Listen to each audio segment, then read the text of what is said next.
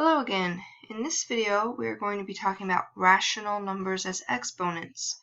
So in particular, we're going to be talking about how to write rational exponents using radical notation. So remember, radical notation is like a square root or a cube root. Those are radicals. And first we have to talk about the relationship between radicals and rational exponents. So we have this definition that says a to the 1/nth power is equal to the nth root of a. This is true when a is non-negative, n can be any natural number greater than 1, and when a is negative, n can be any odd natural number greater than 1, right? So that goes back to even roots and odd roots, right? We can't take the square root of a negative number or the fourth root. So if n is an even number, we can't take the nth root of that number. It won't give us a real number. So why is this true? Why is a to the n or a to the 1/nth equal to the nth root? Let's use a specific example here just to demonstrate. If I had the cube root of a, right? That means something times itself 3 times needs to give me what's underneath that radical, right? Well, the only thing times itself 3 times that would give me a is a to the 1/3 power, right? A to the 1/3 power times itself 3 times. Remember, when we have a base times a base, we add these exponents. So 1/3 plus 1/3 plus 1/3 would give me a to the 3/3, and 3 divided by 3 is 1, which is the same thing as a. So there's just a specific example of why this works, and it's true for all values of n when n is a natural number, right? So something times itself 3 times to give me a. The only thing that makes that happen is 1/3 plus 1/3 plus 1/3 would give me 3/3, which is 1. Alright, let's go ahead and use this definition here to go back and forth between radical notation and rational notation. This first example, I have 25 to the 1/2 power. Well, just like this example, 1 over n is the index. So in this case, 2 is the index. So that means we're taking the square root of 25. And the square root of 25 is just 5. Right? With square roots, we don't generally write the 2 here. It is the most common root. We don't need that 2, but we understand that if we don't write it, it is a square root. Okay?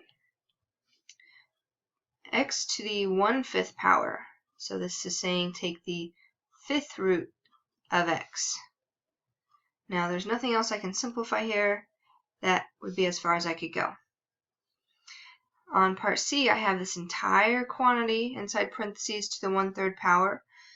So all of that, 27 y to the 9th, I need to take the cube root of that.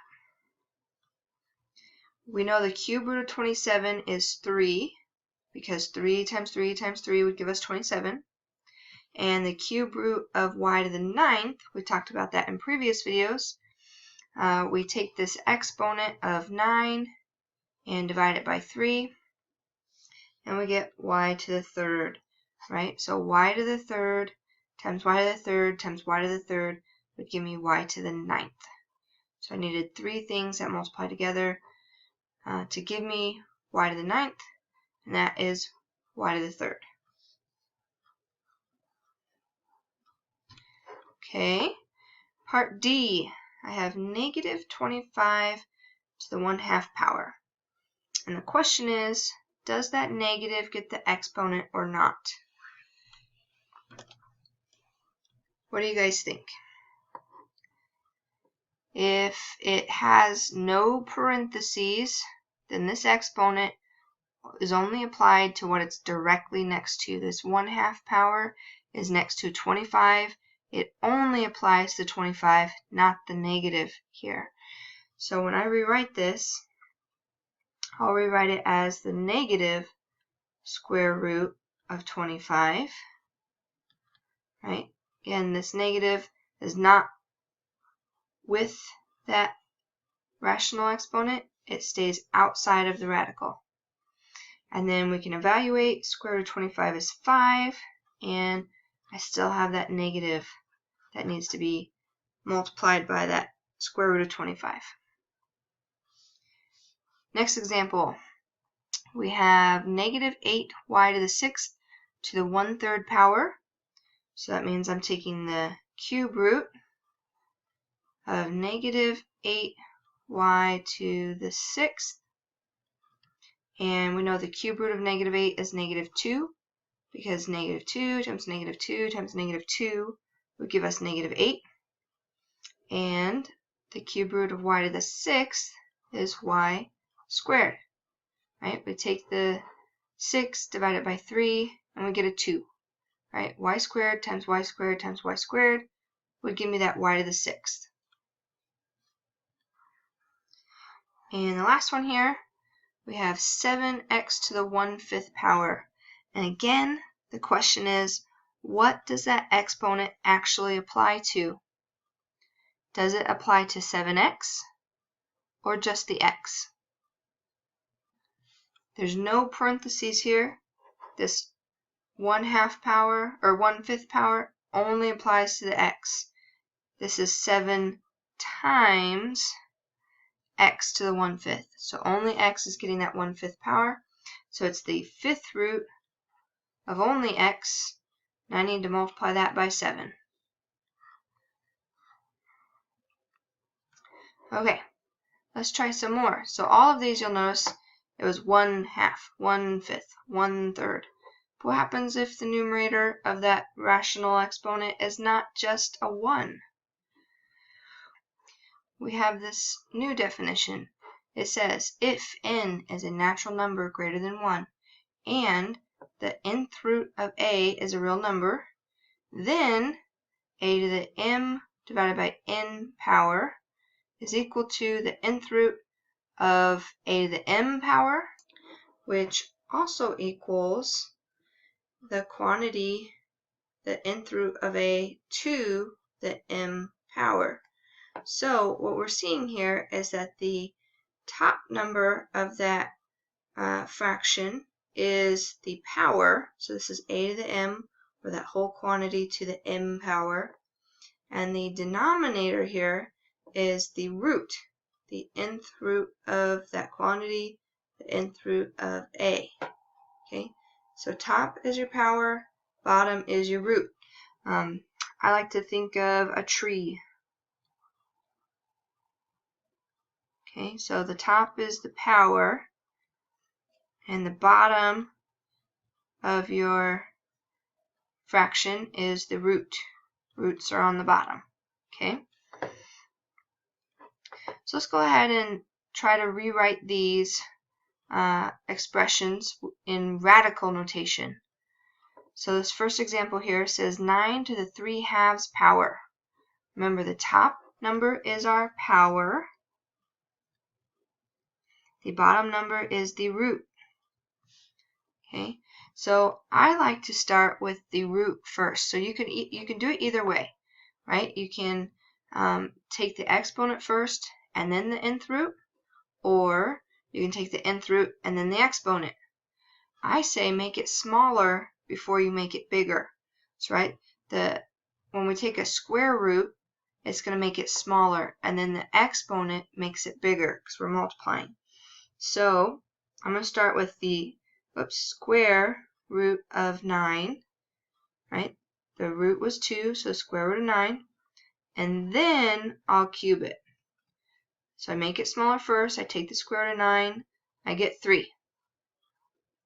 Then I have to cube that, and I get 27. 3 times 3 times 3. Alright, same thing. Top number is our power, Denominator is our root. Question is, does this negative get that exponent? No. Okay, so exponents only apply to what they're directly next to. 3/4 is next to 256. It has nothing to do with that negative, right? There's no parentheses to include that as part of what's getting this exponent. So the whole time it's going to be negative, and then I take that quantity 256, and I'm going to take the 4th root of that. So again, I'm going to make it smaller before I make it bigger, and then whatever solution I get from that, I'm going to take it to the 3rd power. Well, what is the 4th root of 256? If you're not sure, we can factor, right? So I could start with 256. I know that's 2 times 128. And that's 2 times 64. 64 is 8 times 8. Just trying to break it up a little bit faster. 8 is 4 times 2. And 4 is 2 times 2. So I'm looking at this and I see I've got 1, 2, 3, 4, 5, 6, 7, 8 2's. Okay, so something times itself 4 times. So I've got 1, 2, 3, 4 2's there, and 1, 2, 3, 4 2's there.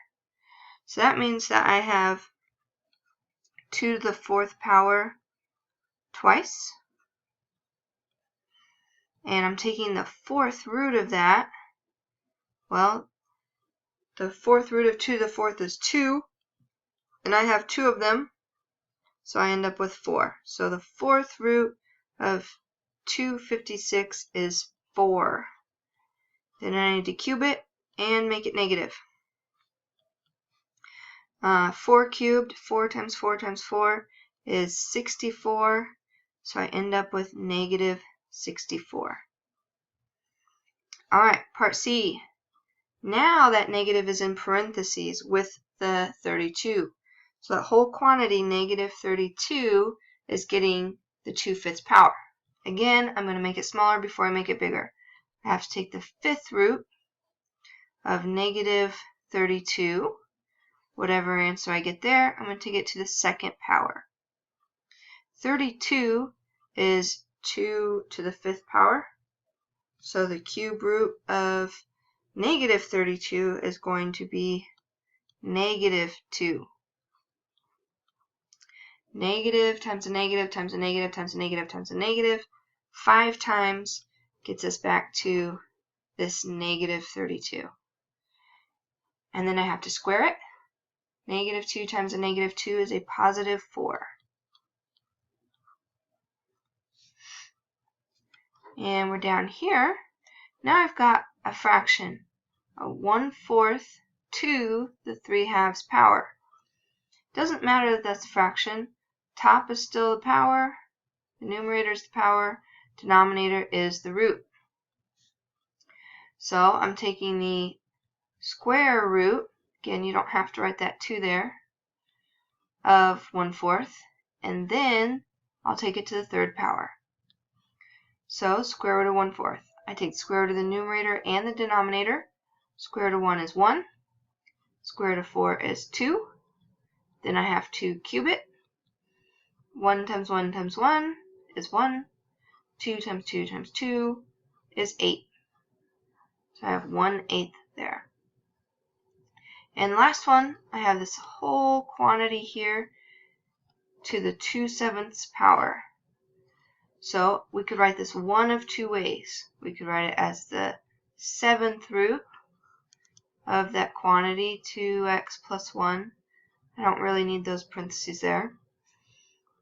And then take that to the 2nd power. Or, again, I could write that exponent first, 2x plus 1 squared, and then take the 7th root. So these are equivalent answers. As long as 2 is the exponent and 7 is the root, it doesn't matter which one you do first. The root and then the exponent and then the root. they're the same. And there you have it. So sum it up. Rational exponents, numerator is your power, denominator is your root.